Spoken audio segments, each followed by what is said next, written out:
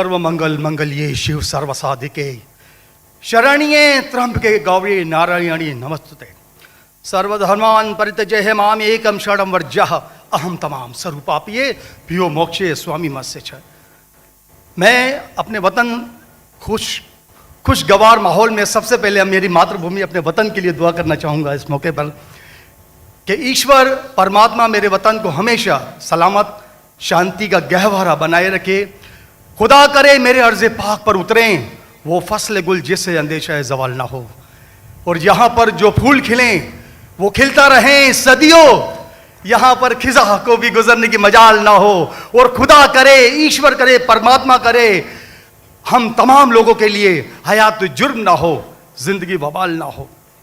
मैं श्रीमद् भगवत गीता की एक छोटी सी जो वर्ष है वो उससे ही सवाल करूँगा कि भगवत गीता इंसानों से क्या कहती है। क्योंकि जब सनातन धर्म था तो उस वक्त तो कोई मजहब ही नहीं था। 1,96,4,32,000 साल का एक एरा है सनातन धर्म का। तो उसमें इंसानों से कृष्ण ने कहा है श्रीमद् भगवत गीता में कि हे इंसानों, ये मैं तुझसे कह रहा हूं कि समाज तेरी कर्म भूमि है और तू अपनी कर्म भूमि के मानदंड से नापा जाएगा। इसीलिए तू कर्मों से भागने का जतन न कर, क्योंकि तेरा निष्काम कर्म ही तेरा कर्तव्य है और तेरा कर्तव्य ही तेरा धर्म। लेकिन यह धर्म केवल तेरे हित के लिए है तो वो धर्म पाप की ओर जाने वाला मार्ग है। इसलिए अपनों से मुक्त होकर समाज कल्याण के लिए कर्म कर कि यही मोक्ष का मार्ग है, जन्नत का रास्ता है। यह बताना इसलिए जरूरी था कि मेरा जो सवाल है वो हमारी इस वर्ष से है, इस श्लोक से है कि पूरी दुनिया में यहाँ तक कि मेडिटेरियन कंट्रीज में भी मजहब के नाम पर लोगों को मारा जा रहा है और उसमें उस मजहब का जो मुल्क है वो भी बदनाम होता जा रहा है। बीच में मजहब रखा जाता है। तो मेरा सवाल ये है कि ये जो इंडिया है, भारत है, पाकिस्तान है और दुनिया में कई ऐसे कंट्रीज हैं जो मजहब के नाम पर फिरका वारियत फैलाते हैं, तो उसको रोकने के लिए हमें जो स्ट्रेटेजी बनानी पड़ेगी उसके लिए हम क्या करेंगे? ये मेरा छोटा सा सवाल आपसे। और मैं मेरा नाम बताना भूल गया, मुझे बताया कोऑर्डिनेटर ने कि मेरा नाम प्रोफेसर मनोज चौहान है। मैं पाकिस्तान का मजहबी स्कॉलर हूँ और सीनियर एजुकेशनिस्ट, गोल्ड मेडलिस्ट हूँ और सनातन धर्म का एक दाई हूँ।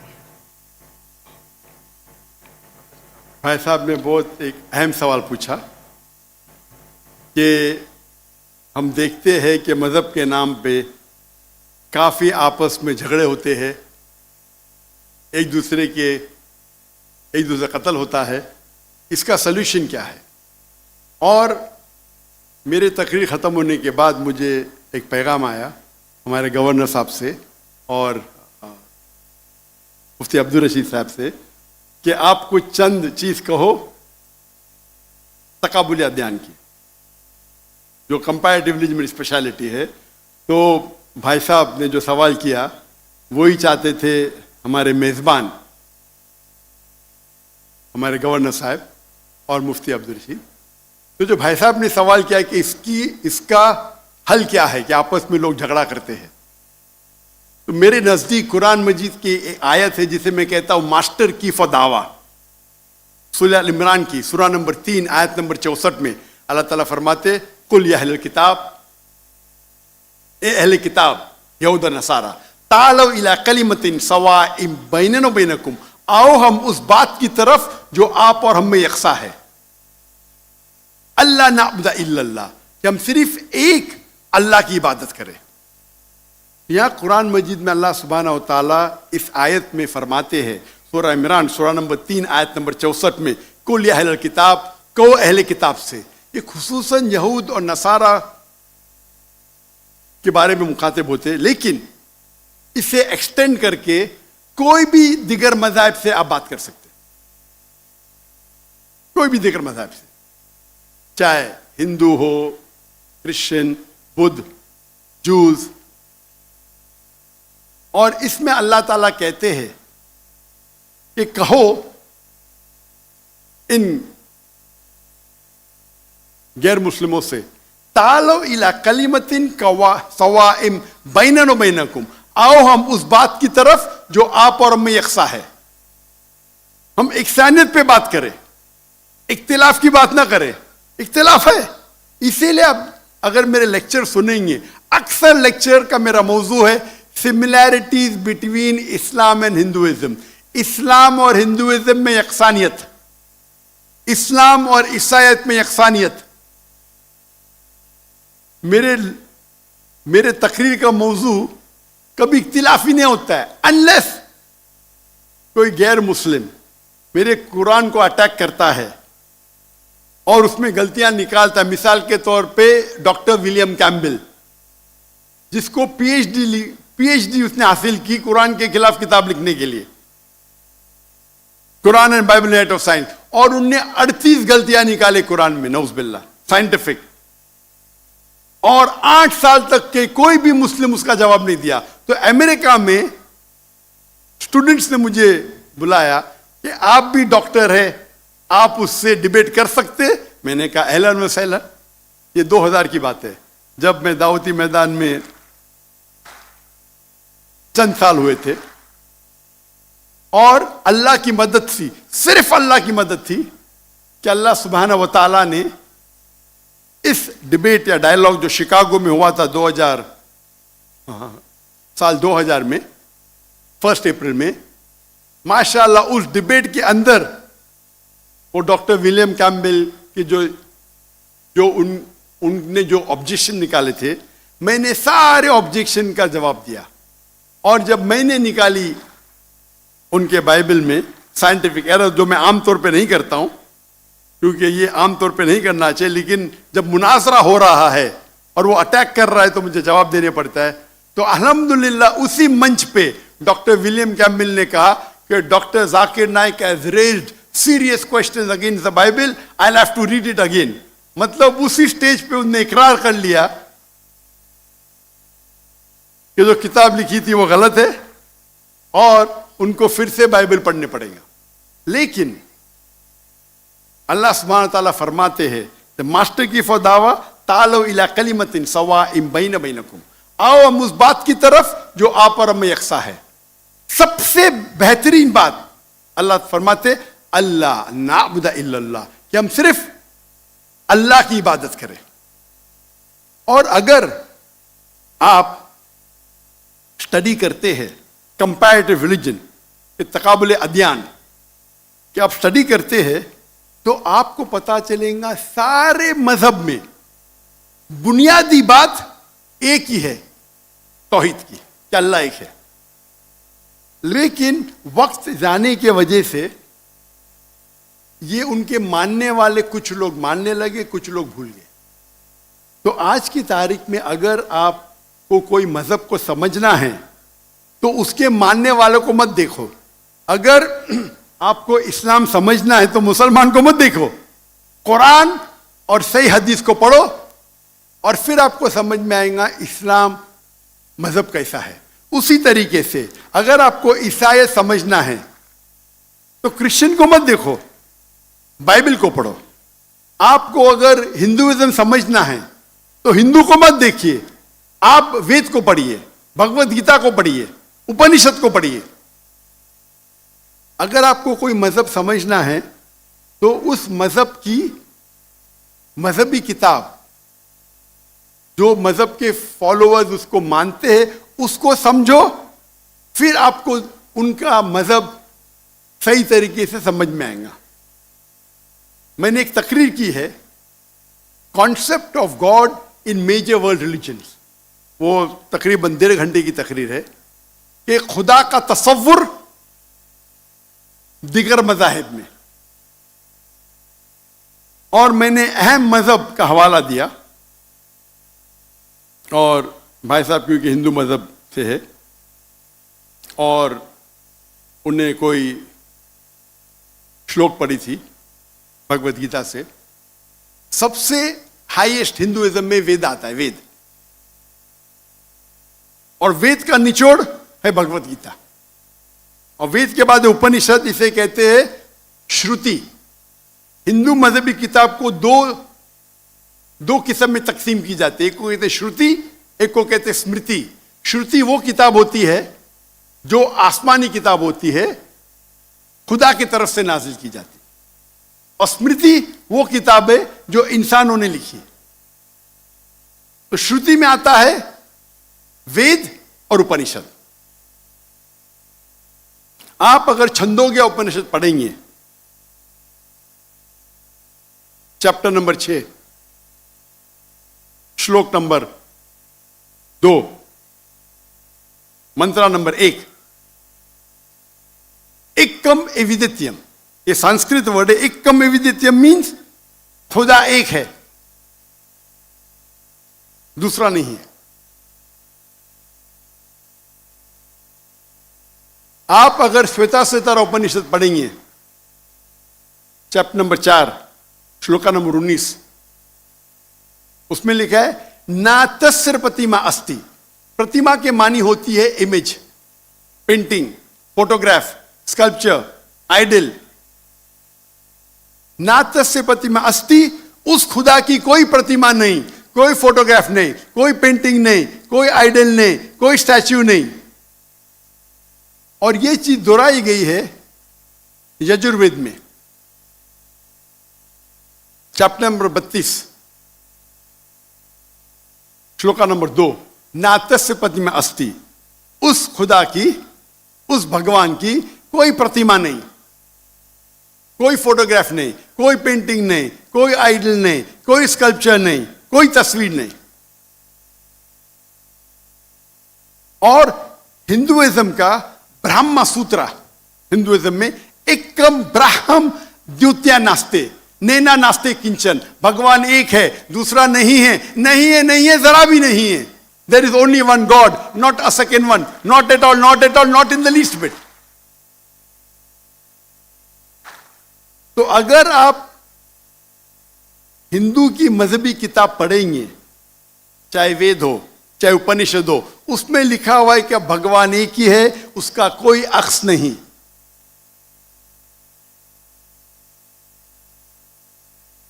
यही अगर आप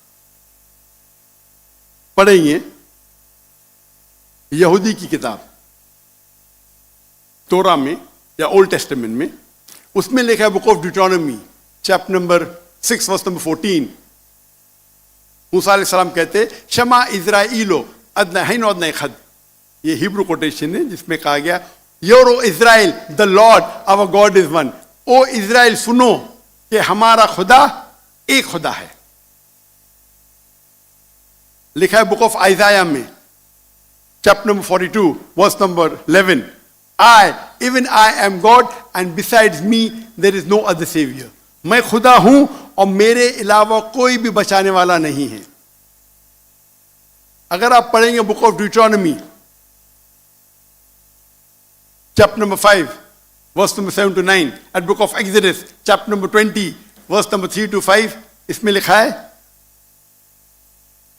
thou shall not make any image of anything, of any likeness, of anything in the heaven above, in the earth beneath, in the water beneath the earth. Thou shalt not bow down to them, nor serve them, for I, thy God, thy Lord, is a jealous God. अब ड्यूटोनॉमी और exodus पढ़ेंगे, उसमें लिखा हुआ है कि आप कोई भी अक्स खुदा के मुतालिक इस दुनिया में नहीं बना सकते, चाहे कोई भी चीज आसमान की हो या धरती पे हो या नीचे समुद्र में हो। आप खुदा का अक्स नहीं बना सकते।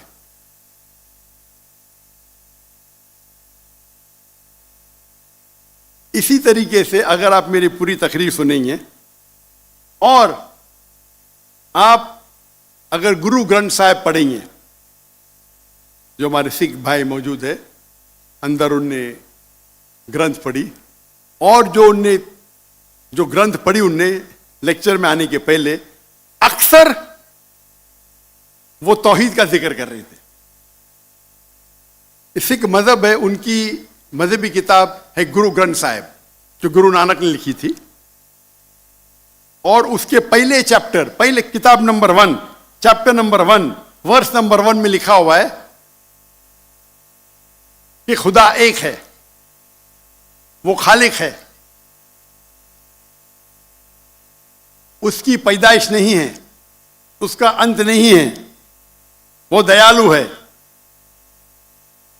आप देखेंगे जो इस्लाम में लिखा उसके बाद में कहूंगा मैं, और सिखिज्म में एक वो कहते खुदा जो मैनिफेस्ट फॉर्म में है और एक अनमैनिफेस्ट फॉर्म में है। अनमैनिफेस्ट फॉर्म में कहते हैं एक ओमकारा और मैनिफेस्ट फॉर्म में कहते हैं ओमकारा। और अगर आप गुरु ग्रंथ में पढ़ेंगे उसको जो एट्रीब्यूट दिए गए या एट्रीब्यूट्स जो अल्लाह के नाम दिए गए उसमें सतनामा द होली नेम, उसे कहा गया परवरदिगार और उसके मानी परवरदिगार है उर्दू में भी, द चेरिशर द सस्टेनर। उसे कहा गया है खालिक, जो अरबी में भी खालिक है। तो कई मानी अरबी और उर्दू के लफ्ज है। इसमें कहा गया है वाहिद गुरु, एक खुदा।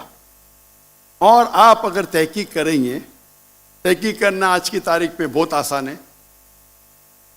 आप पूछ सकते शेख गूगल को, शेख गूगल मतलब टाइप करो आपको मिल जाएगा। अभी आ गया शेख AI, आर्टिफिशियल इंटेलिजेंस।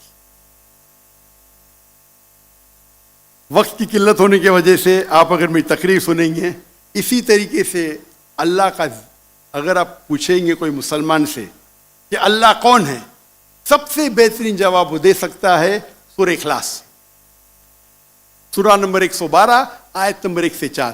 कुल हुवल्लाहु अहद, कहो कि अल्लाह एक है। अल्लाहु समद, अल्लाह द एब्सोल्यूट इटर्नल, लम यलिद वलम यूलद, he begets not nor is he begotten, ना वो जनता है ना किसी से जना है।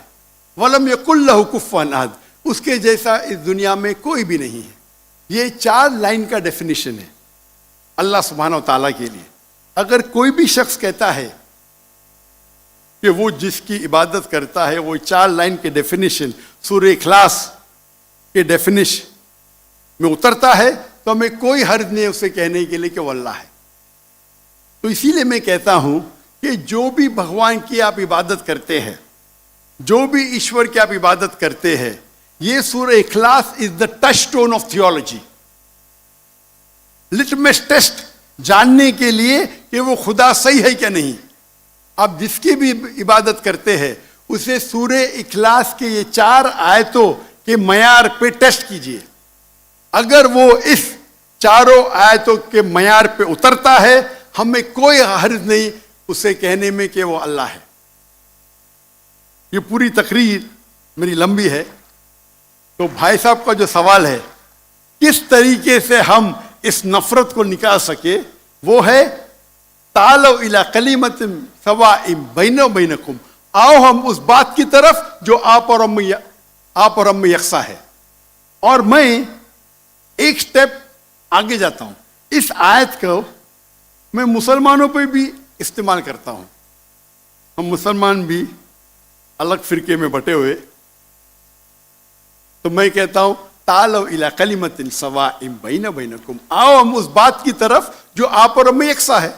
अफसोस की बात है कि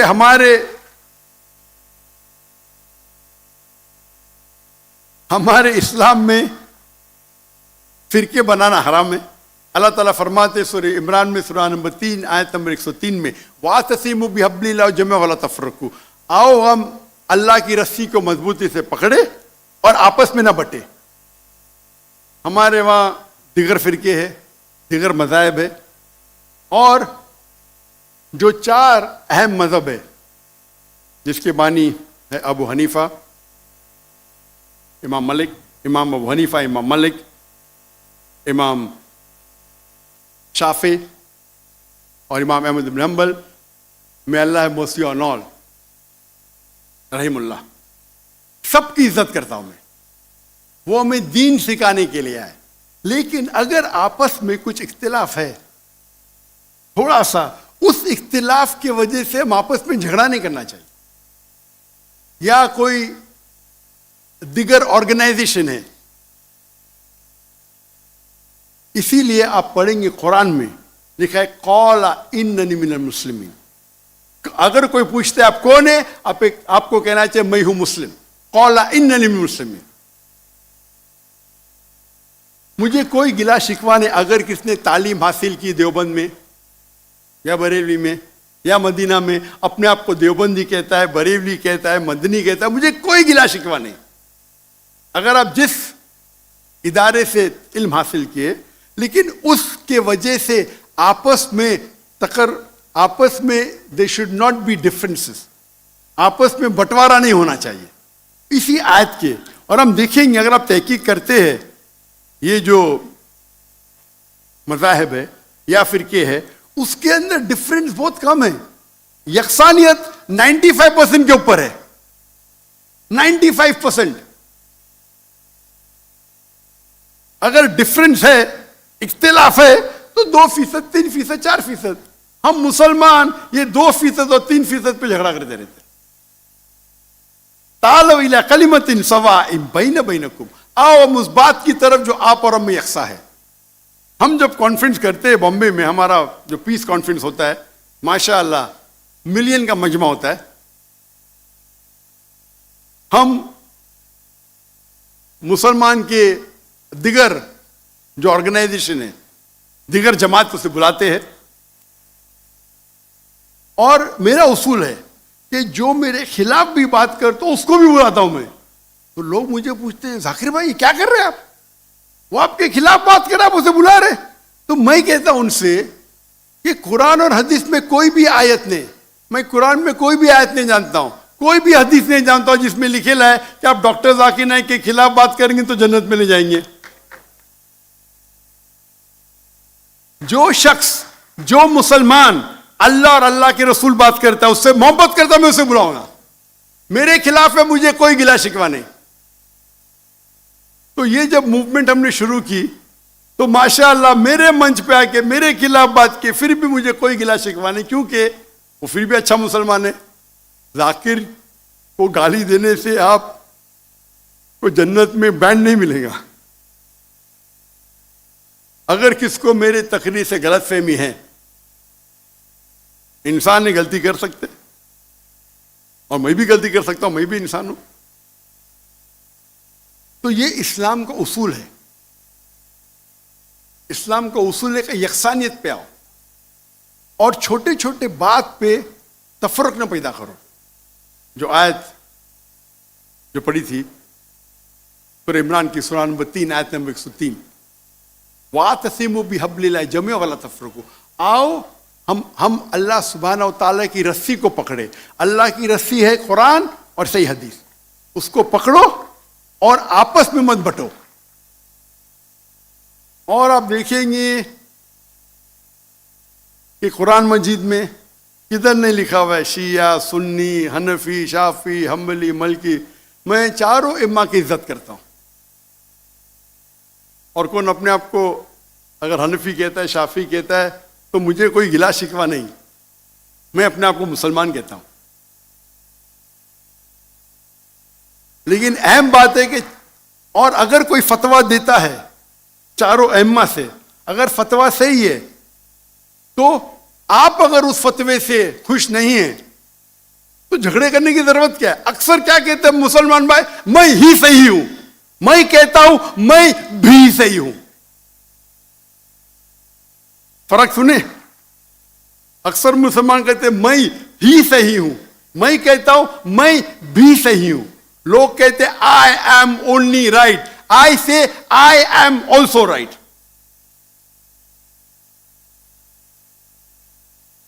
तो अगर हम कुरान पढ़ेंगे, हदीस पढ़ेंगे, और जो मिसाल हम पढ़ेंगे हमारे साहबा के बारे में, अल्लाह के रसूल खुलफा राशिदीन के बारे में, किस तरीके से वो बर्ताव करते थे। इख्तिलाफ था, लेकिन इख्तिलाफ का मतलब नहीं कि झगड़ा करो। ये बोलना चाहिए ये मेरे नजदीक अफजल है, नो प्रॉब्लम। तो अगर ये मुसलमान समझने लगे तो इंशाअल्लाह हम देखेंगे हमारी कौम पूरी दुनिया में, इंशाअल्लाह हम देखेंगे। पहले जब थे 7th सेंचुरी 8th सेंचुरी, मुसलमान दुनिया के चोटी पे थे। आज मुसलमान की तादाद 25% है, 2 बिलियन।